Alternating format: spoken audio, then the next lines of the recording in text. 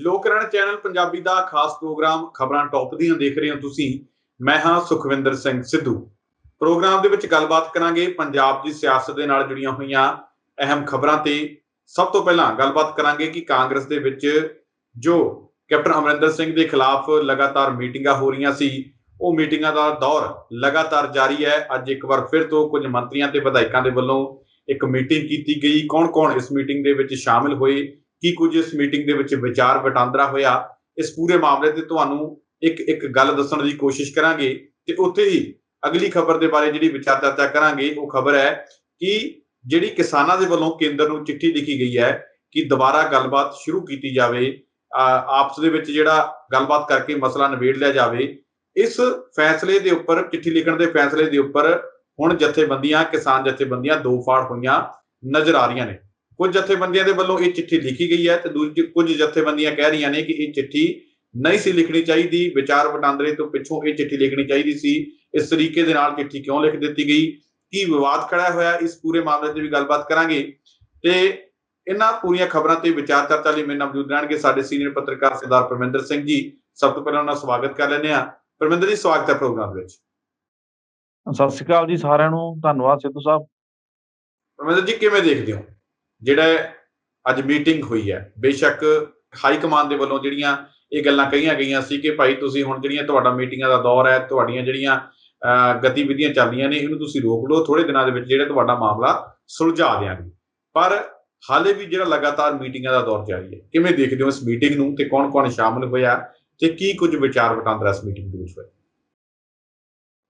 ਦੇਖੋ, ਜਿਹੜਾ ਬਾਗੀ ਕਿਤਨਾ ਕਹਿ ਲਓ ਧੜਾ ਕਹਿ ਸਕਦੇ ਆਪਾਂ ਕਾਂਗਰਸ ਦਾ, ਜਿਹੜਾ ਕੈਪਟਨ ਅਮਰਿੰਦਰ ਸਿੰਘ ਤੋਂ ਨਾਰਾਜ਼ ਚੱਲ ਰਿਹਾ, ਜਾਂ ਐਂ ਕਹਿ ਲਓ ਕਿ ਜਿਹੜਾ ਹੁਣ ਇਸ ਵੇਲੇ ਸੱਚੀ ਮੁੱਚੀ ਹਾਈ ਕਮਾਂਡ ਦੀ ਪ੍ਰਵਾਹ ਵੀ ਨਹੀਂ ਕਰ ਰਿਹਾ, ਜਾਂ ਐਂ ਕਹਿ ਲਓ ਕਿ ਆਪਣਾ ਰਸੂਖ ਦਿਖਾ ਰਿਹਾ ਜਾਂ ਆਪਣੀ ਪਾਵਰ ਦਿਖਾ ਰਿਹਾ ਕਿ ਕਿਸ ਤਰ੍ਹਾਂ ਹੁੰਦੀ ਹੈ ਪਾਵਰ, ਕਿਹੜੇ ਬੰਦੇ ਨੇ ਜਿਹੜੇ ਖੁੱਲ ਕੇ ਕੰਮ ਕਰਨਾ ਚਾਹੁੰਦੇ, ਔਰ ਜਿਹੜਾ ਕਿਹੜੇ ਬੰਦੇ ਜਿਹੜੇ ਹਾਈ ਕਮਾਂਡ ਤੋਂ ਬਿਨਾਂ ਆਪਣੀ ਲਈ ਆਪ ਤਿਆਰ ਕਰ ਸਕਦੇ ਆ। ਤਾਂ ਉਹਨਾਂ ਦੇ ਵਿੱਚ ਜੇ ਦੇਖਿਆ ਜਾਵੇ, ਨਵਜੋਤ ਸਿੰਘ ਸਿੱਧੂ ਤਾਂ ਲਗਾਤਾਰ ਉਹਦਾ ਨਾਮ ਤਾਂ ਆਉਂਦਾ ਹੀ ਹੈ, ਨਾਲ ਨਾਲ ਸੁੱਖੀ ਰੰਧਾਵਾ ਹੋ ਗਿਆ, ਜਾਂ ਪ੍ਰਗਟ ਸਿੰਘ ਹੋ ਗਏ, ਜਾਂ ਚੰਨੀ ਹੋ ਗਏ। ਇਹਨਾਂ ਵਿਧਾਇਕਾਂ ਦਾ ਵੀ ਜਿਹੜਾ ਵੱਡੇ ਲੈਵਲ ਤੇ ਨਾਮ ਆ ਰਿਹਾ। ਹਾਲਾਂਕਿ ਬਾਰ-ਬਾਰ ਚਾਹੇ ਹਰੀਸ਼ ਰਾਵਤ ਹੋਵੇ, ਜਾਂ ਕੇਸੀ ਵੇਣੂਗੋਪਾਲ ਹੋ ਗਏ, ਜਾਂ ਆਪਣਾ ਸੁਨੀਲ ਜਾਖੜ ਹੋ ਗਏ, ਇਹਨਾਂ ਦੇ ਕਹਿਣ ਦੇ ਬਾਵਜੂਦ ਵੀ ਜਿਹੜੀ ਆਹ ਧੜੇਬੰਦੀ ਹੈ, ਇਹ ਬਿਆਨਬਾਜ਼ੀ ਤੋਂ ਜਾਂ ਮੀਟਿੰਗਾਂ ਤੋਂ ਜਾਂ ਟਵੀਟਰਾਂ ਤੋਂ ਰੁਕਣ ਦਾ ਨਾਂ ਨਹੀਂ ਲੈ ਰਹੀ। ਹੁਣ ਅੱਜ ਜਿਹੜੀ ਇੱਕ ਮੀਟਿੰਗ ਹੋਈ ਹੈ ਬਕਾਇਦਾ ਤੌਰ ਤੇ, ਉਹ ਕਾਫੀ ਅਹਿਮ ਕਹਿ ਲਓ ਮੰਨੀ ਜਾਂਦੀ ਹੈ। ਸੁੱਖੀ ਰੰਧਾਵਾ, ਚੰਨੀ ਤੇ ਆਪਣਾ ਪ੍ਰਗਟ ਸਿੰਘ ਦੇ ਘਰੇ ਇਹ ਮੀਟਿੰਗ ਹੋਈ ਆ, ਤਾਂ ਉਹਦੇ ਵਿੱਚ ਇਹ ਬੰਦੇ ਸ਼ਾਮਲ ਹੋਏ ਨੇ। ਇਹਦੇ ਵਿੱਚ ਇੱਕ ਤਾਂ ਖਾਸ ਗੱਲ ਇਹ ਵੀ ਹੈ ਸੁਖਵਿੰਦਰ ਜੀ, ਕਿ ਅੱਜ ਜਿਹੜਾ ਸਰਕਾਰ ਵੱਲੋਂ ਜਵਾਬ ਜਾਣਾ, ਉਹ ਚੰਨੀ ਕੇਸ ਦੇ ਵਿੱਚ ਜਿਹੜਾ ਮੀਟੂ ਵਾਲਾ ਮਾਮਲਾ ਸੀਗਾ, ਉਹ ਦੁਬਾਰਾ ਪਨਪਿਆ, ਉਤਪੰਨ ਹੋਇਆ, ਸਿਆਸੀ ਖੇਡ ਜਿਹੜੀ ਹੋਈ ਹੈ, ਚੱਲਦੀ ਹੈ ਸਿਆਸੀ। ਪਰਮਿੰਦਰ ਜੀ, ਇਸ ਪਾਸੇ ਨੂੰ ਆਪਾਂ ਬਾਅਦ ਚ ਆਉਂਦੇ ਹਾਂ। ਪਹਿਲਾਂ ਇੱਕ ਵਾਰੀ ਇਹ ਵੀ ਦੱਸ ਦਿਓ ਕਿ ਇਸ ਮੀਟਿੰਗ ਦੇ ਵਿੱਚ ਇਹਨਾਂ ਤੋਂ ਇਲਾਵਾ ਹੋਰ ਕਿਹੜੇ ਬੰਦੇ ਸ਼ਾਮਿਲ ਸੀਗੇ, ਕਿਹੜੇ ਮੰਤਰੀ ਜਾਂ MLA ਸ਼ਾਮਿਲ ਸੀ? ਸੁਖਵਿੰਦਰ ਜੀ, 3 ਜਣੇ ਤਾਂ ਇਹ ਆਈ ਨੇ, ਸੁੱਖੀ ਰੰਧਾਵਾ, ਪ੍ਰਗਟ ਸਿੰਘ ਤੇ ਚੰਨੀ। ਇਹਦੇ ਨਾਲ ਪਰਮਿੰਦਰ ਪਿੰਕੀ ਤੇ ਫਤਿਹ ਸਿੰਘ ਬਾਜਵਾ ਦਾ ਨਾਮ ਜਿਹੜਾ ਹੈਗਾ ਉਹ ਵੀ ਸਾਹਮਣੇ ਆਇਆ। ਸੋ ਇਸ ਮੀਟਿੰਗ ਦੇ ਵਿੱਚ ਜੇ ਆਪਾਂ ਮੀਟਿੰਗ ਦੀ ਗੱਲ ਕਰਦੇ ਹਾਂ, ਤਾਂ ਪ੍ਰਗਟ ਸਿੰਘ ਨੇ ਜਿਹੜੇ ਆਪਣੇ ਹਾਵ ਭਾਵ ਪ੍ਰਗਟ ਕੀਤੇ ਆ ਬਾਹਰ ਆ ਕੇ, ਉਹਦੇ ਵਿੱਚ ਬਕਾਇਦਾ ਤੌਰ ਤੇ ਉਹਨੇ ਇਹੀ ਗੱਲ ਕੀਤੀ ਹੈ ਕਿ ਜਦੋਂ ਲੋਕਤੰਤਰ ਹੈ, ਤਾਂ ਲੋਕਤੰਤਰ ਦਾ ਮਤਲਬ ਇਹ ਨਹੀਂ ਹੈਗਾ ਕਿ ਦਬੇ ਘੁਟੇ ਰਹੋ, ਆਪਣੀ ਅੰਤਰਾਤਮਾ ਦੀ ਆਵਾਜ਼ ਵੀ ਜਿਹੜੀ ਦੱਬ ਕੇ ਰੱਖੋ। ਕਹਿੰਦਾ ਜਦੋਂ ਫੀਲਿੰਗਸ ਪ੍ਰਗਟ ਕਰਨਾ ਲੋਕਤੰਤਰ ਹੀ ਹੁੰਦਾ। ਜੇ ਬੰਦਾ ਫੀਲਿੰਗਸ ਆਪਣੀਆਂ ਪ੍ਰਗਟ ਹੀ ਨਹੀਂ ਕਰ ਸਕਦਾ, ਫਿਰ ਲੋਕਤੰਤਰ ਵੀ ਕਾਹਦਾ? ਸੋ ਵੱਡੀ ਗੱਲ ਇਹ ਕੈਪਟਨ ਦੇ ਵਿਰੁੱਧ ਜਿਹੜਾ ਹੁਣ ਅੱਜ ਇੱਕ ਆਪਾਂ ਕਹਿ ਲਓ ਕਿ ਫੈਸਲਾ ਲਿਆ ਗਿਆ ਇਹਨਾਂ ਵਿਧਾਇਕਾਂ ਨੇ, ਜਿਹੜਾ ਸਿੱਧੇ ਤੌਰ ਤੇ ਹਾਈ ਕਮਾਂਡ ਨੂੰ ਇੱਕ ਚੈਲੰਜ ਦੇ ਰੂਪ ਵਿੱਚ ਦਿੱਤਾ ਗਿਆ। ਸਿੱਧੀ ਤਰ੍ਹਾਂ ਐਂ ਕਹਿ ਲਓ ਕਿ ਪੰਜਾਬ ਕਾਂਗਰਸ ਦਾ ਇੱਕ ਫੈਸਲੇ ਦੇ ਰੂਪ ਵਿੱਚ ਕੈਪਟਨ ਅਮਰਿੰਦਰ ਸਿੰਘ ਤੋਂ ਵੱਖ ਹੋਇਆ ਜਿਹੜਾ ਧੜਾ ਹੈਗਾ, ਉਹ ਕਹਿ ਲਓ ਕਿ ਜੇ ਲਾਮਬੰਦ ਕਿੰਨਾ ਕੁ ਹੁੰਦਾ, ਉਹ ਬਾਅਦ ਦੀ ਗੱਲ ਹੈ। ਦੇਖਣਾ ਪਊਗਾ ਕਿਹੜੇ ਵਿਧਾਇਕ ਜਾਂ ਕਿਹੜੇ ਕੈਬਨਿਟ ਮਿਨਿਸਟਰ ਇਹਨਾਂ ਦੇ ਨਾਲ ਆ ਕੇ ਰਲ ਜਾਂਦੇ ਆ। ਪਰ ਅੱਜ ਦੀ ਮੀਟਿੰਗ ਦੇ ਵਿੱਚ ਜੋ ਫੈਸਲਾ ਹੋਇਆ, ਉਹ ਇਹੀ ਹੋਇਆ ਕਿ ਜੇ ਕਾਂਗਰਸ ਹਾਈ ਕਮਾਨ ਜਿਹੜੀ ਹੈਗੀ ਆ, ਉਹ ਆਉਣ ਵਾਲੀਆਂ ਵਿਧਾਨ ਸਭਾ ਚੋਣਾਂ ਦੇ ਵਿੱਚ CM ਦੇ ਚਿਹਰੇ ਵਜੋਂ ਕੈਪਟਨ ਅਮਰਿੰਦਰ ਸਿੰਘ ਨੂੰ ਪੇਸ਼ ਕਰਦੀ ਹੈ ਜਾਂ ਸਾਹਮਣੇ ਲਿਆਉਂਦੀ ਹੈ, ਤਾਂ ਕਾਂਗਰਸ ਪਾਰਟੀ ਨੂੰ ਬਹੁਤ ਵੱਡਾ ਜਿਹੜਾ ਨੁਕਸਾਨ ਹੈ ਉਹ ਝੱਲਣਾ ਪਏਗਾ। ਸੋ ਇਹਦਾ ਸਿੱਧਾ ਮਤਲਬ ਸੁਖਵਿੰਦਰ ਜੀ ਇਹੀ ਹੈ ਕਿ ਕੈਪਟਨ ਅਮਰਿੰਦਰ ਸਿੰਘ ਦੇ ਬਾਗੀ ਧੜੇ ਵੱਲੋਂ ਕੈਪਟਨ ਨੂੰ ਪੂਰੀ ਤਰ੍ਹਾਂ ਨਕਾਰ ਦਿੱਤਾ ਗਿਆ ਹੈ। ਔਰ ਇਹਦੇ ਵਿੱਚ ਐਂ ਕਹਿ ਸਕਦੇ ਹਾਂ ਕਿ ਜੇ ਇਹ ਗੱਲ ਹੁੰਦੀ ਹੈ, ਸਾਹਮਣੇ ਆਉਂਦੀ ਹੈ, ਕੈਪਟਨ ਅਮਰਿੰਦਰ ਸਿੰਘ ਦੇ ਵਿਰੁੱਧ ਇਹ ਗੱਲ ਸਾਹਮਣੇ ਆਉਂਦੀ ਹੈ ਕਿ ਜੇ ਉਹਦਾ ਚਿਹਰਾ ਲੈ ਕੇ ਗਏ ਤਾਂ ਸਾਨੂੰ ਲੋਕਾਂ ਦੇ ਵਿਰੋਧ ਦਾ ਸਾਹਮਣਾ ਕਰਨਾ ਪਊ, ਤਾਂ ਕਿਤੇ ਨਾ ਕਿਤੇ ਜਿਹੜੀਆਂ ਦੋ ਧਿਰਾਂ ਬਣੀਆਂ ਨੇ, ਦੂਜੀ ਧਿਰ ਹੈ ਜਿਹੜੀ ਕੈਪਟਨ ਵਿਰੋਧੀ ਧਿਰ ਹੈ ਜਿਹੜੀ, ਉਹਦੇ ਵਿੱਚੋਂ ਕੋਈ ਸੀਐਮ ਦਾ ਚਿਹਰਾ ਜਿਹੜਾ ਹੈਗਾ ਉਹ ਤਲਾਸ਼ਣ ਦੀ ਕੋਸ਼ਿਸ਼ ਕੀਤੀ ਜਾਊਗੀ। ਔਰ ਇਹ ਸਾਈਨ ਜਿਹੜੇ ਹੈਗੇ ਇਹਨਾਂ ਵਿਧਾਇਕਾਂ ਵੱਲੋਂ ਦੇ ਦਿੱਤੇ ਗਏ ਹੈ। ਔਰ ਜਿਹੜੇ ਇਹਨਾਂ ਦੇ ਪਹਿਲਾਂ ਵੀ ਜਦੋਂ ਮੀਟਿੰਗਾਂ ਹੋਈਆਂ ਨੇ, ਗੁਪਤ ਮੀਟਿੰਗਾਂ ਹੋਈਆਂ ਨੇ, ਚਾਹੇ ਪੰਚਕੂਲੇ ਹੋਈ ਆ ਜਾਂ ਕਿਤੇ ਨਾ ਕਿਤੇ ਦਬਵੀਂ ਘੁੱਟਵੀਂ ਆਵਾਜ਼ ਦੇ ਵਿੱਚ ਸਿੱਧੂ ਦਾ ਪੱਖ ਪੂਰਨ ਦੀ ਗੱਲ ਕੀਤੀ, ਚਾਹੇ ਬਿਆਨਾਂ ਦੇ ਵਿੱਚ ਕੀਤੀ, ਚਾਹੇ ਮੀਡੀਆ ਦੇ ਵਿੱਚ ਆ ਕੇ ਕੀਤੀ, ਤੇ ਉਹ ਐਂ ਕਹਿ ਲਓ ਕਿ ਉਹੀ ਧੜਾ ਭਾਰੂ ਰਹਿਣ ਦਾ ਆਸਾਰ ਬਣਦਾ ਜਾ ਰਿਹਾ ਕਿ ਉਹੀ ਧੜਾ ਜਿਹੜਾ ਐਂ ਕਹਿ ਲਓ ਵੱਡਾ ਹੋਏਗਾ, ਵੱਡਾ ਬਣਦਾ ਜਾ ਰਿਹਾ, ਤੇ ਉਹੀ ਧੜਾ ਹਾਈ ਕਮਾਂਡ ਦੇ ਉੱਤੇ ਜ਼ੋਰ ਪਾ ਸਕਦਾ, ਪ੍ਰਭਾਵ ਪਾ ਸਕਦਾ ਕਿ ਉਹਨਾਂ ਦੇ ਵਿੱਚੋਂ ਹੀ ਕੋਈ ਕਿਸੇ ਬੰਦੇ ਦਾ ਚਿਹਰਾ ਜਿਹੜਾ ਸਾਹਮਣੇ ਲਿਆਂਦਾ ਜਾਵੇ, ਨਵਾਂ ਚਿਹਰਾ ਹੋਵੇ ਜਿਹੜਾ ਜਿਹਦੇ ਦੇ ਉੱਤੇ ਕੋਈ ਦਾਗ ਨਾ ਹੋਵੇ, ਜਿਹਦੇ ਉੱਤੇ ਕੋਈ ਇਮਾਨਦਾਰੀ ਦਾ ਜਿਹਦਾ ਟੈਗ ਲੱਗਿਆ ਹੋਵੇ ਜਿਹਦੇ ਤੇ ਉਹ ਬੰਦਾ ਪੰਜਾਬ ਦੇ ਹਿੱਤਾਂ ਦੀ ਗੱਲ ਕਰਦਾ ਹੋਵੇ, ਉਸੇ ਦਾ ਚਿਹਰਾ ਜਿਹੜਾ ਸੀਐਮ ਵਜੋਂ ਲੈ ਕੇ ਜਾਣ ਦੇ ਵਿੱਚ ਹੀ ਫਾਇਦਾ ਹੋਵੇਗਾ ਕਾਂਗਰਸ ਨੂੰ। ਜੀ ਬਿਲਕੁਲ। ਕੀ ਲੱਗਦਾ ਹੈ ਕਿ ਕੈਪਟਨ ਅਮਰਿੰਦਰ ਸਿੰਘ ਦੀਆਂ ਲਗਾਤਾਰ ਮੁਸ਼ਕਲਾਂ ਵੱਧ ਰਹੀਆਂ ਨੇ? ਜੀ ਬਿਲਕੁਲ ਵੱਧ ਹੀ ਰਹੀਆਂ ਨੇ। ਦੇਖੋ ਤੁਸੀਂ, ਜਿੱਦਾਂ ਇੱਕ ਵਾਰ ਪਹਿਲਾਂ ਜਿਹੜੀ ਰਾਜਨੀਤੀ ਹੁੰਦੀ ਸੀ ਨਾ ਸੁਖਵਿੰਦਰ ਜੀ, ਪਹਿਲਾਂ ਦੀ ਰਾਜਨੀਤੀ ਦੇ ਵਿੱਚ ਇਹੀ ਹੁੰਦਾ ਸੀ ਕਿ ਜੇ ਕੋਈ ਬਾਗੀ ਸੁਰ ਉੱਠਦੀ ਹੈ ਤਾਂ ਉਹਨੂੰ ਦਬਾਉਣ ਦੀ ਕੋਸ਼ਿਸ਼ ਕੀਤੀ ਜਾਂਦੀ ਸੀ, ਚਾਹੇ ਉਹ ਪਾਵਰ ਵਰਤ ਕੇ, ਚਾਹੇ ਉਹ ਉਹਦਾ ਕੈਰੀਅਰ ਖਤਮ ਕਰਕੇ, ਚਾਹੇ ਹਾਈ ਕਮਾਂਡ ਦੇ ਉੱਤੇ ਦੇ ਪੱਖ 'ਚ ਜਾ ਕੇ ਉਹਨਾਂ ਦੀ ਉਸ ਬੰਦੇ ਦੀ ਸ਼ਿਕਾਇਤ ਕਰਕੇ ਤਾਂ ਉਹਦੇ ਤੇ ਡੰਡਾ ਰਖਾਇਆ ਜਾਂਦਾ ਸੀ, ਹਾਈ ਕਮਾਂਡ ਦੇ ਇਸ਼ਾਰੇ ਨਾਲ ਚੱਲਣ ਦੀ ਹਦਾਇਤ ਕੀਤੀ ਜਾਂਦੀ ਸੀ, ਹੁਕਮ ਲਿਆਂਦੇ ਜਾਂਦੇ ਸੀ। ਠੀਕ ਹੈ, ਮਤਲਬ ਸਾਰੀਆਂ ਚੀਜ਼ਾਂ ਅਪਣਾਈਆਂ ਜਾਂਦੀਆਂ ਸੀਗੀਆਂ। ਇਸ ਵਾਰ ਵੀ ਕੈਪਟਨ ਅਮਰਿੰਦਰ ਸਿੰਘ ਨੇ ਉਹੀ ਕਰਨ ਦੀ ਕੋਸ਼ਿਸ਼ ਕੀਤੀ ਹੈ ਕਿ ਜਿਵੇਂ ਦੋਸ਼ ਲੱਗਦੇ ਹੀ ਆਏ ਨੇ, ਇਹਨਾਂ ਨੇ ਵਿਧਾਇਕਾਂ ਨੇ ਰੌਲਾ ਪਾਇਆ ਕਿ ਜਿਵੇਂ ਚੰਨੀ ਦਾ ਕੇਸ ਖੋਲ੍ਹਿਆ ਗਿਆ ਜਾਂ ਨਵਜੋਤ ਸਿੰਘ ਸਿੱਧੂ ਦੇ ਉੱਤੇ ਕਿਹਾ ਗਿਆ ਕਿ ਵਿਜੀਲੈਂਸ ਕਾਰਵਾਈ ਕਰੂਗੀ, ਸੁੱਖੀ ਰੰਧਾਵਾ ਦੀ ਜਿਹੜੀ ਉਹ ਜਿੱਦਾਂ ਵਿਕਰਮ ਮਜੀਠੀਆ ਨੇ ਰੌਲਾ ਪਾਇਆ ਸੀ ਕਿ ਜੱਗੂ ਭਗਵਾਨਪੁਰੀਆ ਨਾਲ ਇਹਨਾਂ ਦੇ ਸੰਬੰਧ ਹੈਗੇ ਨੇ, ਉਹਦੀ ਵੀ ਪੁਲਿਸ ਨੇ ਗੁਪਤ ਤੌਰ ਤੇ ਜਾਂਚ ਕੀਤੀ ਆ, ਤੇ ਹੌਲੀ ਹੌਲੀ ਸਕੰਜਾ ਕੱਸਣਾ ਸ਼ੁਰੂ ਹੋਇਆ ਸੀਗਾ। ਪਰ ਉਸ ਚੀਜ਼ ਦੇ ਵਿਰੁੱਧ ਵੀ ਦੇਖੋ ਲਾਮਬੰਦੀ ਹੋਣੀ ਸ਼ੁਰੂ ਹੋ ਗਈ ਆ, ਯਾਨੀ ਕਿ ਐਂ ਕਹਿ ਲਓ ਕਿ ਜਿਹੜਾ ਪ੍ਰਭਾਵ ਪਹਿਲਾਂ ਕੈਪਟਨ ਅਮਰਿੰਦਰ ਸਿੰਘ ਦਾ ਸੀਗਾ ਤੇ ਉਹ ਘਟਦਾ ਨਜ਼ਰ ਆਇਆ ਇੱਥੇ। ਬਾਕੀ ਵੀ ਇਸ ਗੱਲ ਨੂੰ ਮੰਨਦੇ ਨੇ ਜਿਹੜੇ, ਤੇ ਦੂਜੇ ਜਿਹੜੀਆਂ ਵਿਰੋਧੀ ਧਿਰਾਂ ਨੇ ਉਹ ਵੀ ਇਸ ਗੱਲ ਨੂੰ ਮੰਨਦੀਆਂ ਨੇ, ਜਿਹੜੀਆਂ ਅਕਾਲੀ ਦਲ ਦੇ ਵਿਰੁੱਧ ਹੈਗੀਆਂ ਨੇ। ਪਰ ਕਿਤੇ ਨਾ ਕਿਤੇ ਕੈਪਟਨ ਦਾ ਅਕਾਲੀ ਦਲ ਪ੍ਰਤੀ ਜਿਹੜਾ ਰਵੱਈਆ ਸੀਗਾ ਉਹਨੂੰ ਦੇਖ ਕੇ ਕਹਿ ਦਿੰਦੇ ਸੀ ਕਿ ਕਿਤੇ ਨਾ ਕਿਤੇ ਪੰਜਾਬ ਦੇ ਹਿੱਤ ਦੀ ਗੱਲ ਕਰ ਸਕਦੇ ਕੈਪਟਨ ਅਮਰਿੰਦਰ ਸਿੰਘ। ਪਰ ਇਸ ਵਾਰ ਦੀ ਜਿਹੜੀ ਟਰਮ ਰਹੀ ਹੈ ਕੈਪਟਨ ਅਮਰਿੰਦਰ ਸਿੰਘ ਦੀ, ਤਾਂ ਜਿਹੜਾ ਵਿਰੋਧੀ ਧੜਾ ਹੋਣ ਦੇ ਬਾਵਜੂਦ, ਯਾਨੀ ਕਿ ਵਿਰੋਧੀ ਪਾਰਟੀ ਹੋਣ ਦੇ ਬਾਵਜੂਦ ਕੈਪਟਨ ਦਾ ਕਿਤੇ ਨਾ ਕਿਤੇ 1 ਜਾਂ 2% ਪੱਖ ਪੂਰਦਾ ਸੀ, ਉਹ ਵੀ ਇਸ ਬਾਰੇ ਗੱਲ ਕਹਿਣ ਨੂੰ ਤਿਆਰ ਹੋ ਗਿਆ ਕਿ ਕੈਪਟਨ ਅਮਰਿੰਦਰ ਸਿੰਘ ਪਹਿਲਾਂ ਵਾਲਾ ਸੀਐਮ ਨਹੀਂ ਹੈ। ਹੁਣ ਜਿਹੜਾ ਉਹਦੀ ਟੋਨ, ਉਹਦਾ ਕੰਮ ਕਰਨ ਦਾ ਤਰੀਕਾ, ਉਹਦੀ ਕਾਰਗੁਜ਼ਾਰੀ ਜਾਂ ਪੰਜਾਬ ਪ੍ਰਤੀ ਜਿਹੜਾ ਅਵੇਸਲਾਪਣ ਹੈ ਉਹ ਵਧਿਆ ਤੇ ਕਾਰਗੁਜ਼ਾਰੀ ਘਟੀ ਆ। ਤੇ ਉਹ ਇਹਨਾਂ ਨੇ ਇਸ ਮੀਟਿੰਗ ਦੇ ਜ਼ਰੀਏ ਹਾਈ ਕਮਾਂਡ ਨੂੰ ਵੀ ਮੈਸੇਜ ਦੇਣ ਦੀ ਕੋਸ਼ਿਸ਼ ਹੈ ਕਿ ਭਾਈ ਹੁਣ ਸਾਡੇ ਪਾਣੀ ਸਿਰਾਂ ਤੋਂ ਉੱਪਰ ਦੀ ਲੰਘ ਚੁੱਕਿਆ, ਨਾ ਤਾਂ ਕੈਪਟਨ ਅਮਰਿੰਦਰ ਸਿੰਘ ਸਾਨੂੰ ਮਨਜ਼ੂਰ ਹੈ, ਨਾ ਲੋਕਾਂ ਨੂੰ ਮਨਜ਼ੂਰ ਹੈ। ਇਸ ਮੀਟਿੰਗ ਦੇ ਜ਼ਰੀਏ ਹਾਈ ਕਮਾਂਡ ਨੂੰ ਮੈਸੇਜ ਦੇਣ ਦੀ ਕੋਸ਼ਿਸ਼ ਹੈ ਕਿ ਜੇ ਤੁਸੀਂ ਚਾਹੋ ਵੀ ਚਲੋ ਭਾਈ ਗੁੱਸੇ ਗਿਲੇ ਹੁੰਦੇ ਰਹਿੰਦੇ ਆ, ਤੁਹਾਡੇ ਸਾਰੇ ਕੰਮ ਹੋ ਜਾਣਗੇ, ਤੁਹਾਡੀਆਂ ਅਫਸਰ ਸੁਣ ਲੱਗ ਜਾਣਗੇ, ਕੈਪਟਨ ਅਮਰਿੰਦਰ ਦੀ ਅਗਵਾਈ 'ਚ ਅਗਲੀਆਂ ਚੋਣਾਂ ਲੜੋ, ਤਾਂ ਉਹ ਫਿਰ ਸਾਨੂੰ ਮਨਜ਼ੂਰ ਨਹੀਂ। ਇਹ ਵੀ ਮੈਸੇਜ ਦੇਣ ਦੀ ਕੋਸ਼ਿਸ਼ ਹੈ ਹਾਈ ਕਮਾਂਡ ਨੂੰ। ਸੁਖਵਿੰਦਰ ਜੀ, ਜਿਹੜਾ ਅਕਾਲੀ ਦਲ ਦਾ ਤੁਸੀਂ ਇੱਕ ਵਾਰ ਦੇਖੋਗੇ ਨਾ ਵੀ ਅਕਾਲੀ ਦਲ ਨੂੰ ਘਾਟਾ ਕਿੱਥੇ ਪਿਆ, ਤਾਂ ਉਹ ਇਹੀ ਸੀਗਾ ਕਿ ਪਰਿਵਾਰਵਾਦ ਔਰ ਲੰਮੇ ਸਮੇਂ ਤੋਂ ਜਿਹੜੀਆਂ ਚੌਧਰ ਵਾਲੀਆਂ ਕੁਰਸੀਆਂ, ਚੌਧਰ ਵਾਲੇ ਅਹੁਦੇ ਨੇ, ਉਹ ਉਹਨਾਂ ਦੇ ਉੱਤੇ ਆਪਣੇ ਆਪ ਹੀ ਉਹ ਬੈਠ ਕੇ ਤੇ ਬਾਕੀ ਲੋਕਾਂ ਨੂੰ ਪਿੱਛੇ ਥੱਲੇ ਲਾ ਕੇ ਰੱਖਦੇ ਸੀਗੇ। ਉਹੀ ਹਾਲ ਹੁਣ ਕਾਂਗਰਸ ਦੇ ਵਿੱਚ ਹੋ ਰਿਹਾ ਹੈ। ਕੈਪਟਨ ਅਮਰਿੰਦਰ ਸਿੰਘ ਕੁਰਸੀ ਛੱਡਣ ਨੂੰ ਤਿਆਰ ਨਹੀਂ। ਕੈਪਟਨ ਅਮਰਿੰਦਰ ਸਿੰਘ ਜਿਹੜਾ ਹੈਗਾ ਲਗਾਤਾਰ ਸੀਐਮ ਬਣ ਕੇ, ਜਾਂ ਐਂ ਕਹਿ ਲਓ ਕਿ ਆਪਣੇ ਪਰਿਵਾਰ ਨੂੰ ਜਾਂ ਆਪਣੇ ਆਪ ਨੂੰ ਉਹ ਵੱਡੇ ਅਹੁਦੇ ਤੇ ਰੱਖਣਾ ਚਾਹੁੰਦੇ ਆ। ਉਹ ਚੀਜ਼ ਕੈਪਟਨ ਅਮਰਿੰਦਰ ਸਿੰਘ ਦੀ ਗੰਢ ਧੁੱਪ ਜਿਹੜੀ ਹਾਈ ਕਮਾਂਡ ਦੇ ਵਿੱਚ ਹੈਗੀ ਆ, ਉੱਥੇ ਵੀ ਸਹਾਈ ਸਿੱਧ ਹੁੰਦੀ ਸੀ ਇਹਨਾਂ ਦੇ ਪਰਪਸ ਨੂੰ ਪੂਰਾ ਕਰਨ ਦੇ ਲਈ।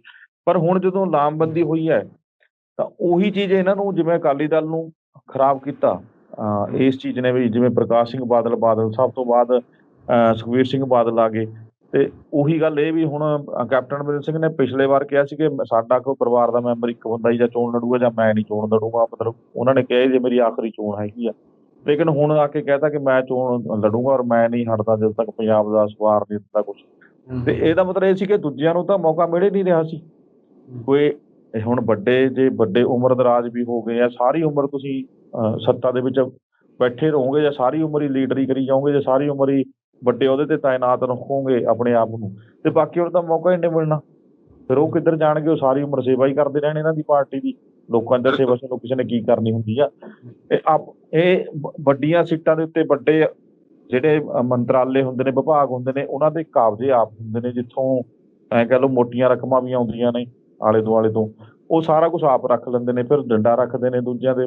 ਉਹਨਾਂ ਨੂੰ ਕੰਮ ਨਹੀਂ ਕਰਨ ਦਿੰਦੇ ਕੋਈ, ਜਾਂ ਜੇ ਕੋਈ ਬੰਦਾ ਇਮਾਨਦਾਰੀ ਨਾਲ ਅੱਗੇ ਆਉਣਾ ਚਾਹੁੰਦਾ ਤਾਂ ਉਹਨੂੰ ਆਉਣ ਨਹੀਂ ਦਿੰਦੇ। ਉਹ ਰਵਾਇਤੀ ਪਾਰਟੀਆਂ ਬਣ ਜਾਂਦੀਆਂ ਨੇ, ਪਰ ਇੱਕ ਗਰੁੱਪ ਹੀ ਬਣ ਜਾਂਦਾ, ਉਹੀ ਖੜਾ ਹੋਈ ਜਾਂਦਾ ਆਪਣੇ ਚਹੇਤਿਆਂ ਨੂੰ ਮੁੜ ਕਹਿੰਦੇ ਜਿਵੇਂ ਇੰਨਾ ਵੱਡੇ ਰੋੜੀਆਂ ਮੁੜ ਆਪਣਿਆਂ ਨੂੰ। ਉਹ ਗੱਲ ਇੱਥੇ ਸਾਬਤ ਹੋ ਜਾਂਦੀ ਹੈ ਸੱਚੀ। ਫਿਰ ਇਹਨਾਂ ਨੇ ਤਾਂ ਬਾਕੀਆਂ ਨੇ ਤਾਂ ਰੌਲਾ ਪਾਉਣਾ ਹੀ ਹੈ ਨਾ ਕਿ ਸਾਡੀ ਵਾਰੀ ਹੁਣ ਕਦੋਂ ਆਊਗੀ। ਹੁਣ ਤੁਸੀਂ ਦੇਖਿਆ ਹੀ ਹੈ ਕਿ ਪੁਰਾਣੇ ਖੁੰਡ ਨੇ ਜਿਹੜੇ ਕਾਂਗਰਸ ਦੇ ਵਿੱਚ ਨੇ, ਚਾਹੇ ਅਕਾਲੀ ਦਲ ਦੇ ਵਿੱਚ ਨੇ, ਉਹ ਵੀ ਖੜੇ ਹੋਣ ਲੱਗ ਗਏ ਹੁਣ ਵੀ ਹੁਣ ਕਦੋਂ ਤੱਕ ਅਸੀਂ ਪਾਰਟੀਆਂ ਦੀ ਜਾਂ ਇਹਨਾਂ ਦੇ ਘਰਾਂ ਦੀ ਉਹ ਝੋਲੀਆਂ ਭਰਦੇ ਰਹਾਂਗੇ ਇਹਨਾਂ ਦੀਆਂ ਆਪਦੀਆਂ, ਜਾਂ ਇਹਨਾਂ ਦੇ ਕਦੋਂ ਤੱਕ ਘਰ ਭਰਦੇ ਰਹਾਂਗੇ। ਸਾਨੂੰ ਵੀ ਤਾਂ ਚਾਹੀਦਾ ਕਿ ਅਸੀਂ ਵੱਡੀਆਂ ਕੁਰਸੀਆਂ ਤੇ ਬੈਠੀਏ। ਤਾਂ ਉਹ ਚੀਜ਼ਾਂ ਜਿਹੜੀਆਂ ਹੈਗੀਆਂ ਉਹ ਲਾਮਬੰਦੀ ਏਦਾਂ ਦੀ ਪਾਰਟੀਆਂ ਦੇ ਵਿੱਚ ਹੋਣ ਲੱਗ ਗਈ, ਗਰੁੱਪ ਬਣਨ ਲੱਗ ਗਏ, ਗੁੱਟ ਬਣਨ ਲੱਗ ਗਏ। ਹਾਲਾਂਕਿ ਸੱਚਾਈ ਇਹਦੇ ਵਿੱਚ ਕਿੰਨੀ ਆ, ਇਹਦਾ ਚੋਣਾਂ ਦੇ ਜਿਉਂ-ਜਿਉਂ ਸਮਾਂ ਨੇੜੇ ਆਊਗਾ ਉਦੋਂ ਪਤਾ ਲੱਗੂ ਕਿ ਹਾਈ ਕਮਾਂਡ ਦਾ ਜਿਹੜਾ ਰੁਖ ਹੈ ਉਹ ਕਿੱਦਾਂ ਦਾ ਹੁੰਦਾ, ਕਿਹੜੇ ਪਾਸੇ ਇਸ ਕਾਂਗਰਸ ਹਾਈ ਕਮਾਂਡ ਝੁਕਦੀ ਹੈ, ਕਿਸ ਬੰਦੇ ਨੂੰ ਅੱਗੇ ਲੈ ਕੇ ਆਉਂਦੀ ਹੈ, ਜਾਂ ਕਿਵੇਂ ਮਨਾਉਣ ਦੇ ਵਿੱਚ ਸਹਾਈ ਸਿੱਧ ਹੁੰਦੀ ਹੈ, ਜਾਂ ਕਿਹੜਾ ਬੰਦਾ ਇਹਨਾਂ ਦੇ ਵਿੱਚੋਂ ਚਾਹੇ ਵਿਰੋਧੀ ਨੇ ਉਹ ਹੁਣ ਉਹ ਕਿਹੜਾ ਬੰਦਾ ਹਾਈ ਕਮਾਂਡ ਦਾ ਆਦੇਸ਼ ਮੰਨ ਕੇ ਇੱਧਰ ਚੱਲਦਾ। ਹਾਲਾਂਕਿ ਸੁੱਖੀ ਰੰਧਾਵਾ ਨੇ ਤਾਂ ਪਹਿਲਾਂ ਕਹਿ ਦਿੱਤਾ ਸੀ ਕਿ ਮੈਂ ਤਾਂ ਕੈਪਟਨ 'ਚ ਜੰਮਿਆ, ਕਾਂਗਰਸ 'ਚ ਜੰਮਿਆ ਤੇ ਕਾਂਗਰਸ ਦੇ ਵਿੱਚ ਹੀ ਮਰਨਾ। ਤੇ ਉਹ ਹੁਣ ਕਾਂਗਰਸ ਛੱਡਣ ਲਈ ਤਿਆਰ ਤਾਂ ਕਦੋਂ ਹੋਣਗੇ? ਤੇ ਜੇ ਪਾਰਟੀ ਉਹਨਾਂ ਨੂੰ ਕਹਿੰਦੀ ਹੈ ਕਿ ਜ਼ਿਆਦਾ ਚੁੱਪ ਕਰਕੇ ਬੈਠੋ ਰਹੋ, ਜੇ ਤਾਂ ਜ਼ਿਆਦਾ ਘੁਰਕੀ ਝੱਲਣਗੇ ਫਿਰ ਉਹਨਾਂ ਦੀ, ਤੇ ਨਹੀਂ ਫਿਰ ਉਹ ਕਿਤੇ ਬਾਗੀ ਧੜਾ ਬਣਾ ਕੇ ਜਿਵੇਂ ਸੁਖਦੇਵ ਢੀਂਡਸਾ ਹੁਣੀ ਬਾਹਰ ਆਏ ਨੇ ਔਰ ਅਕਾਲੀ ਦਲ ਨੂੰ ਜਿਹੜਾ ਖੋਰਾ ਲਾਇਆ, ਆਈਂ ਫਿਰ ਕੋਈ ਇੱਕ ਧੜਾ ਹੋਰ ਖੜਾ ਹੋ ਜਾਊਗਾ। ਪਰ ਇੱਕ ਗੱਲ ਸੁਖਵਿੰਦਰ ਜੀ ਇੱਥੇ ਇਹ ਹੀ ਹੈ ਕਿ ਰੌਲਾ ਤਾਂ ਸਿਰਫ ਕੁਰਸੀ ਦਾ ਹੀ ਆ। ਕੰਮ ਕਰਨ ਨੂੰ ਕੋਈ ਤਿਆਰ ਨਹੀਂ, ਕੋਈ ਨਾ ਕਿਸੇ ਨੇ ਕੀਤਾ। ਅੱਜ ਤੱਕ ਸਰਕਾਰਾਂ ਬਣਦੀਆਂ ਹੀ ਨੇ, ਕੈਪਟਨ ਸਾਹਿਬ ਵੀ ਕਈ ਵਾਰ ਮੁੱਖ ਮੰਤਰੀ ਬਣ ਲਏ, ਪ੍ਰਕਾਸ਼ ਸਿੰਘ ਬਾਦਲ ਵੀ ਹੋ ਗਏ, ਤੇ ਕਰਿਆ ਕੀ ਆ। ਮੈਂ ਸੌਰੀ ਇੱਕ ਵਿੱਚ ਹੋਰ ਵਿਸ਼ੇ ਤੋਂ ਹਟ ਕੇ ਗੱਲ ਕਰਦਾ ਕਿ ਅੱਜ ਦੀ ਖਬਰ ਹੈ ਕਿ ਪ੍ਰਕਾਸ਼ ਸਿੰਘ ਬਾਦਲ ਨੇ ਏਮਸ ਵਿੱਚ ਜਾ ਕੇ ਜਾਂਚ ਕਰਵਾਈ ਹੈ, ਹਨਾ। ਤੇ ਇਹਨਾਂ ਨੂੰ ਆਪਣੇ ਪੰਜਾਬ ਦੇ ਹਸਪੀਟਲ ਦੇ ਉੱਤੇ ਕਿਤੇ ਵੀ ਭਰੋਸਾ ਨਹੀਂ ਹੈ। ਬਿਲਕੁਲ। ਇਹਨਾਂ ਦੀ ਕਾਰਗੁਜ਼ਾਰੀ ਦਾ 5 ਵਾਰੀ ਮੁੱਖ ਮੰਤਰੀ ਰਹਿ ਗਏ, 5 ਵਾਰੀ ਮੁੱਖ ਮੰਤਰੀ ਦੇ ਕਾਰਜਕਾਲ 'ਚ ਅਜਿਹਾ ਨਹੀਂ ਹਸਪਤਾਲ ਬਣਾ ਸਕੇ ਜਿਹਦੇ ਵਿੱਚ ਕੋਈ ਵਧੀਆ ਢੰਗ ਦਾ ਜਿਹੜਾ ਇਲਾਜ ਹੋ ਸਕੇ। ਇਹ ਤਾਂ ਜਦੋਂ ਜਾਂਦਾ ਅਮਰੀਕਾ ਜਾਂਦੇ ਆ, ਜਦੋਂ ਜਾਂਦੇ ਆ ਬਾਹਰਲੇ ਦੇਸ਼ਾਂ ਜਾਂਦੇ ਆ। ਉਹੀ ਗੱਲ ਕਰਦਾ ਵੀ ਇਹਨਾਂ ਦੀ ਆਪਣੀਆਂ ਜਿਹੜੀਆਂ ਆਪਣੇ ਕੰਮ ਨੇ ਜਾਂ ਆਪਣੀਆਂ ਕਰਤੂਤਾਂ ਨੇ ਉਹ ਸਾਰੀਆਂ ਸਪਸ਼ਟ ਹੋ ਜਾਂਦੀਆਂ ਨੇ ਨਾ। ਇਹੋ ਜਿਹੇ ਕੰਮ ਕਰਦੇ ਨੇ ਜਦੋਂ ਇਹ ਵੀ ਬਾਹਰ ਜਾ ਕੇ ਇਲਾਜ ਕਰਾਉਣਾ ਜਾਂ ਹੋਰਲੀ ਸਟੇਟ 'ਚ ਜਾ ਕੇ ਚੈੱਕਅਪ ਕਰਾਉਣੇ ਜਾਂ ਹੋਰਲੀ ਸਟੇਟ ਤੋਂ ਜਾ ਕੇ ਇਲਾਜ ਕਰਾਉਣੇ, ਤੇ ਉਹ ਫਿਰ ਪਤਾ ਲੱਗਦਾ ਵੀ ਇਹ ਤਾਂ ਪੰਜਾਬ ਦੇ ਲੋਕਾਂ ਨੇ ਨਾ ਕਰਿਆ ਕੱਖ ਨਹੀਂ। ਕੋਈ ਕਹਿ ਦੇਵੇ ਹੱਥ ਖੜਾ ਕਰਕੇ ਕਿ ਜੇ ਅੱਜ ਕੈਪਟਨ ਪਰਿਵਾਰ ਦਾ ਜਾਂ ਕਿਸੇ ਵੀ ਮੰਤਰੀ-ਸੰਤਰੀ ਦਾ ਲੈ ਲਓ, ਆਪਾਂ ਸੀਐਮ ਛੱਡੋ, ਸੀਐਮ ਤਾਂ ਹੈ ਹੀ ਨੇ, ਉਹਨਾਂ ਨੇ ਉਹ ਤਾਂ ਹੈ ਹੀ ਨੇ, ਦਾਗੀ ਨੇ, ਉਹ ਤਾਂ ਉਹਨਾਂ ਨੇ ਕਰਿਆ ਕੱਖ ਨਹੀਂ। ਕੋਈ ਸੀਐਮ ਰਿਹਾ ਹੋਵੇ ਪੰਜਾਬ ਦੇ ਵਿੱਚ, ਕਿਸੇ ਸਿਹਤ ਮੰਤਰੀ ਨੇ, ਚਾਹੇ ਅਕਾਲੀ ਦਲ ਦਾ ਰਿਹਾ, ਚਾਹੇ ਕਾਂਗਰਸ ਦਾ ਰਿਹਾ, ਕੋਈ ਦੱਸੇ ਬਾਂਹ ਖੜੀ ਕਰਕੇ ਕਿ ਆਮ ਲੋਕਾਂ ਦੇ ਲਈ ਕੁਛ ਕੀਤਾ? ਆਮ ਲੋਕਾਂ ਲਈ ਕੋਈ ਇਹੋ ਜਿਹਾ ਹਸਪਤਾਲ ਬਣਾਉਣ 'ਚ ਨਾਕਾਮ ਰਹੇ ਨੇ ਹੁਣ ਤੱਕ, ਕੋਈ ਨਹੀਂ ਤਿਆਰ ਕਰਾ ਸਕਿਆ ਅੱਜ ਤੱਕ ਵੀ ਜਿੱਥੇ ਜਾ ਕੇ ਲੋਕ ਇਲਾਜ ਕਰਾਉਣ ਤੇ ਆਪ ਵੀ ਉੱਥੇ ਸੀਐਮ ਜਾਂ ਉਹਨਾਂ ਦਾ ਪਰਿਵਾਰ ਦਾ ਮੈਂਬਰ ਜਾਂ ਕਿਸੇ ਮੰਤਰੀ ਜਾਂ ਮੰਤਰੀ ਦੇ ਪਰਿਵਾਰ ਦਾ ਮੈਂਬਰ ਉੱਥੇ ਖੜਾ ਹੋਵੇ ਵੀ ਹਾਂ ਮੈਂ ਵੀ ਇੱਥੇ ਇਲਾਜ ਕਰਾਉਣ ਆਇਆ। ਕੋਈ ਇਹੋ ਜਿਹਾ ਹੈ ਨਹੀਂ ਇੱਥੇ। ਸੋ ਇਹ ਚੀਜ਼ਾਂ ਮੈਂ ਸਾਫ਼ ਕਹਿ ਰਿਹਾ, ਹੁਣ ਅੱਜ ਵੀ ਲੜਾਈ ਕੁਰਸੀ ਦੀ ਸੀ, ਪਹਿਲਾਂ ਵੀ ਲੜਾਈ ਕੁਰਸੀ ਰਹੀ ਹੈ, ਆਉਣ ਵਾਲੇ ਸਮੇਂ ਦੇ ਵਿੱਚ ਵੀ ਕੁਰਸੀ ਦੀ ਲੜਾਈ ਹੋਊਗੀ। ਜਿੰਨੇ ਗਰੁੱਪ ਬਣਨਗੇ ਸਾਰਿਆਂ ਦਾ ਮਕਸਦ ਇਹੀ ਹੁੰਦਾ ਕਿ ਸਾਨੂੰ ਵੱਡਾ ਅਹੁਦਾ ਲੈਣਾ, ਅਸੀਂ ਵੱਡੀ ਕੁਰਸੀ ਤੇ ਬਿਰਾਜਮਾਨ ਹੋਣਾ। ਬਿਲਕੁਲ। ਤਾਂ ਹੁਣ ਅਗਲੀ ਜੇਕਰ ਆਪਾਂ ਖਬਰ ਦੀ ਗੱਲ ਕਰੀਏ ਤਾਂ ਜਿਸ ਤਰੀਕੇ ਦੇ ਨਾਲ ਪਿਛਲੇ 6 ਮਹੀਨਿਆਂ ਤੋਂ ਇਹ ਅੰਦੋਲਨ ਚੱਲ ਰਿਹਾ ਹੈ, 22 ਜਨਵਰੀ ਤੋਂ ਬਾਅਦ ਕੋਈ ਮੀਟਿੰਗ ਨਹੀਂ ਹੋਈ। ਹੁਣ ਕਿਸਾਨਾਂ ਦੇ ਵੱਲੋਂ ਇੱਕ ਪਹਿਲ ਕੀਤੀ ਗਈ ਹੈ ਕਿ ਭਾਈ ਚਿੱਠੀ ਲਿਖ ਕੇ ਕੇਂਦਰ ਸਰਕਾਰ ਨੂੰ ਕਿ ਭਾਈ ਆਪਾਂ ਹੁਣ ਆਪਸ ਦੇ ਵਿੱਚ ਜਿਹੜੀ ਹੈ ਉਹ ਮੀਟਿੰਗ ਕਰੀਏ, ਇਸ ਮਸਲੇ ਦਾ ਹੱਲ ਕਰੀਏ, ਅਸੀਂ ਗੱਲਬਾਤ ਕਰਨੀ ਤਿਆਰ ਹਾਂ। ਤੇ ਆਮ ਲੋਕਾਂ ਦੇ ਵੱਲੋਂ ਵੀ ਇਹਨੂੰ ਸਰਾਹਿਆ ਜਾ ਰਿਹਾ ਸੀ, ਤਾਂ ਉੱਥੇ ਕਿਤੇ ਨਾ ਕਿਤੇ ਵੱਖ-ਵੱਖ ਪਾਰਟੀਆਂ ਦੇ ਵੱਲੋਂ ਵੀ ਸਰਾਹਿਆ ਜਾ ਰਿਹਾ ਸੀ ਕਿਸਾਨਾਂ ਦਾ ਵਧੀਆ ਕਦਮ। ਪਰ ਹੁਣ ਕਿਸਾਨ ਆਗੂ ਹੀ ਇਸ ਕਦਮ ਨੂੰ ਲੈ ਕੇ ਦੋ ਫੜ ਨਜ਼ਰ ਹੁੰਦੇ ਆ ਰਹੇ ਨੇ। ਉਹ ਕਹਿੰਦੇ ਕਿ ਕੁਝ ਆਗੂ ਕਹਿੰਦੇ ਕਿ ਚਿੱਠੀ ਲਿਖੀ ਜਿਹੜਾ ਸਹੀ ਫੈਸਲਾ ਹੈ, ਉਹਨਾਂ ਦੇ ਵੱਲੋਂ ਚਿੱਠੀ ਲਿਖੀ ਗਈ ਹੈ। ਕੁਝ ਆਗੂ ਕਹਿੰਦੇ ਕਿ ਚਿੱਠੀ ਲਿਖਣਾ ਸਹੀ ਫੈਸਲਾ ਨਹੀਂ।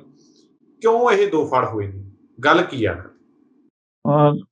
ਸੁਖਵਿੰਦਰ ਜੀ, ਜਿੱਦਾਂ ਰੌਲਾ ਪੈ ਰਿਹਾ ਕਿ ਜਿਹੜਾ ਚਿੱਠੀ ਲਿਖਣਾ ਆ ਉਹ ਕਿਤੇ ਨਾ ਕਿਤੇ ਇੱਕ ਅੰਦੋਲਨ ਦੀ ਜਿਹੜੀ ਆਪਾਂ ਕਹਿ ਲਓ ਕਿ ਢਹਿੰਦੀ ਕਲਾ ਦਾ ਪ੍ਰਤੀਕ ਸਾਬਤ ਹੁੰਦਾ ਹੈ, ਲੋਕਾਂ ਦਾ ਮਨੋਬਲ ਡਿੱਗੇਗਾ। ਇਹ ਗੱਲ ਜਿਹੜੀ ਹੈ ਉਹ ਸਾਹਮਣੇ ਆ ਰਹੀ ਹੈ ਕਿ ਆਪ ਚਿੱਠੀ ਨਹੀਂ ਸੀ ਲਿਖਣੀ ਚਾਹੀਦੀ। ਜਦ ਕਿ ਬਲਬੀਰ ਸਿੰਘ ਰਾਜੇਵਾਲ ਇਸ ਗੱਲ ਨੂੰ ਸਪਸ਼ਟ ਕਰ ਚੁੱਕੇ ਨੇ ਕਿ ਜਿੱਦਾਂ ਕੋਰੋਨਾ ਦਾ ਨਾਂ ਲੈ ਕੇ ਬਦਨਾਮ ਕਰਨ ਦੀ ਕੋਸ਼ਿਸ਼ ਕੀਤੀ ਜਾ ਰਹੀ ਸੀ, ਉਹੀ ਗੱਲ ਦੱਸੀ ਆ ਉਹਨਾਂ ਨੂੰ ਜਾ ਕੇ ਚਿੱਠੀ ਰਾਹੀਂ ਕਿ ਏਦਾਂ ਦਾ ਕੁਛ ਨਹੀਂ ਹੈ, ਸਾਡੇ ਕੋਲ ਪ੍ਰਬੰਧ ਅੱਛੇ ਨੇ, ਵੀ ਗੱਲਬਾਤ ਲਈ ਵੀ ਅਸੀਂ ਤਿਆਰ ਹਾਂ।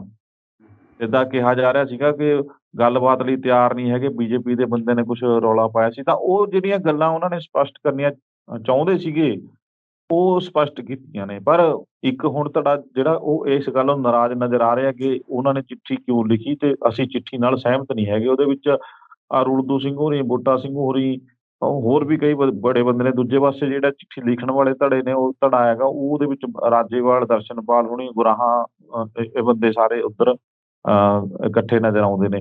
ਤਾਂ ਇਹ ਧੜੇ ਆਪਸ ਵਿੱਚ ਹੁਣ ਇਸ ਗੱਲ ਨਾਲ ਇਹਨਾਂ ਦੀ ਥੋੜ੍ਹੀ ਜਿਹੀ ਅਸਹਿਮਤੀ ਕਹਿ ਸਕਦੇ ਹਾਂ ਆਪਾਂ, ਪ੍ਰਗਟ ਹੋ ਰਹੀ ਹੈ ਦੋਵਾਂ ਧੜਿਆਂ ਦੇ ਵਿਚਕਾਰ ਕਿ ਚਿੱਠੀ ਲਿਖਣੀ ਚਾਹੀਦੀ ਸੀ ਜਾਂ ਨਹੀਂ ਚਾਹੀਦੀ ਸੀ। ਤੇ ਇੱਕ ਧੜਾ ਨਹੀਂ ਮੰਨ ਰਿਹਾ ਕਿ ਨਹੀਂ ਲਿਖਣੀ ਚਾਹੀਦੀ ਸੀ, ਦੂਜਾ ਕਹਿੰਦਾ ਕਿ ਇਹ ਵਾਜਬ ਹੈ। ਉਹਨਾਂ ਨੂੰ ਸਿਰਫ ਜਾਣਕਾਰੀ ਦਿੱਤੀ ਆ ਕਿ ਜਿਹੜੇ ਦੋਸ਼ ਲਾਉਂਦੇ ਨੇ, ਉਹ ਜਿਹੜੇ ਬਲੇਮ ਕਰਦੇ ਨੇ, ਕਿਸਾਨ ਜਥੇਬੰਦੀਆਂ ਨੂੰ ਬਦਨਾਮ ਕਰਨ ਦੀ ਕੋਸ਼ਿਸ਼ ਕਰਦੇ ਨੇ, ਉਹਨਾਂ ਨੂੰ ਕਲੀਅਰ ਕੀਤਾ ਗਿਆ ਕਿ ਉਹ ਨਾ ਤਾਂ ਗੱਲਬਾਤ ਤੋਂ ਭੱਜੇ ਆ, ਨਾ ਹੀ ਕੋਰੋਨਾ ਦਾ ਕੋਈ ਏਦਾਂ ਦਾ ਫੈਸਲਾ ਉਹਨਾਂ ਦਾ ਕੋਰੋਨਾ ਪ੍ਰਤੀ, ਤੇ ਬੰਦੋਬਸਤ ਪੂਰੇ ਨੇ ਕੋਰੋਨਾ ਦੇ ਲਈ। ਟੈਸਟ ਵਾਸਤੇ ਵੀ ਲੋਕਾਂ ਨੂੰ ਕੋਈ ਰੋਕਿਆ ਨਹੀਂ ਗਿਆ, ਨਾ ਵੈਕਸੀਨ ਵਾਸਤੇ ਰੋਕਿਆ ਗਿਆ। ਤੇ ਉਹ ਚੀਜ਼ਾਂ ਲੈ ਕੇ ਕਿਸਾਨ ਅੰਦੋਲਨ ਨੂੰ ਬਦਨਾਮ ਨਾ ਕੀਤਾ ਜਾਵੇ। ਤੇ ਜੇ ਗੱਲਬਾਤ ਲਈ ਸਰਕਾਰ ਕਹਿੰਦੀ ਹੈ, ਕੋਈ ਸੱਦਾ ਦਿੰਦੀ ਹੈ, ਤਾਂ ਉਹ ਤਿਆਰ ਨੇ ਗੱਲਬਾਤ ਲਈ। ਸੋ ਉਹ ਚੀਜ਼ਾਂ ਜਿਹੜੀਆਂ ਹੈਗੀਆਂ ਨੇ ਸੁਖਵਿੰਦਰ ਜੀ, ਜਾਇਜ਼ ਵੀ ਨੇ। ਜਿਵੇਂ ਖੜੋਤ ਆ ਰਹੀ ਸੀ, ਔਰ ਕੋਰੋਨਾ ਦੀ ਵਰਗੀ ਮਹਾਂਮਾਰੀ ਜਿਹੜੀ ਉਹ ਚੱਲ ਰਹੀ ਹੈ, ਉਹਦੇ ਵਿੱਚ ਇੱਕ ਪਹਿਲ ਕਰਨੀ ਕੋਈ ਮਾੜੀ ਗੱਲ ਵੀ ਨਹੀਂ ਹੈਗੀ। ਕਾਰਨ ਇਹ ਹੈ ਵੀ ਇਹਦੇ ਵਿੱਚ ਜਿਹੜਾ ਜਿੱਦਾਂ ਜਾਨਾਂ ਜਾ ਰਹੀਆਂ ਨੇ, ਲੋਕਾਂ ਦੀਆਂ ਲਾਸ਼ਾਂ ਦੇ ਢੇਰ ਲੱਗ ਰਹੇ ਨੇ, ਉਹਨਾਂ ਦੇ ਤਹਿਤ ਹੀ ਗੱਲ ਕਰ ਰਿਹਾ ਮੈਂ, ਵੀ ਉਹਨਾਂ ਕਰਕੇ ਜੇ ਕੋਈ ਪਹਿਲ ਕੀਤੀ ਜਾਣੀ ਚਾਹੀਦੀ ਸੀ ਤਾਂ ਕਰ ਲਈ, ਤਾਂ ਇਹ 'ਚ ਗਲਤ ਵੀ ਕੋਈ ਨਹੀਂ ਹੈ।